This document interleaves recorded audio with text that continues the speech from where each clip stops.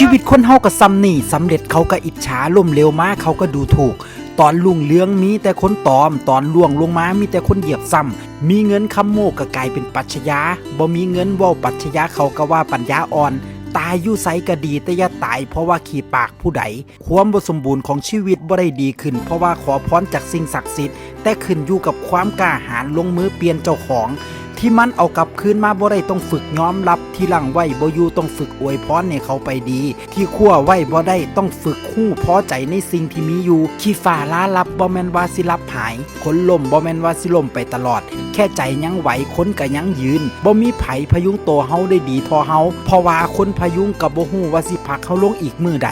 บ่มีไผรับมือกับปัญหาของเฮาได้ดีส่ำเฮาเพราะเรื่องของเฮามีเฮาที่เข้าใจที่สุดบ่มีไผมอบความเข้มแข็งที่ดีที่สุดให้ตัวเฮาได้นอกจากเฮาสิดึงความเข้มแข็งออกมาให้เจ้าของครับ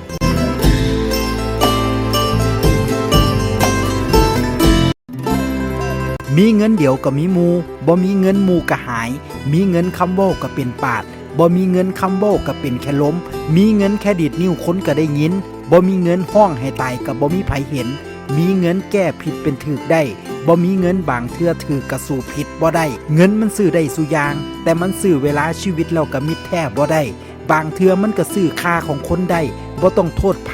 ตราบใดที่สังคมยังแลกสินค้าด้วยเงินตาเงินสำคัญ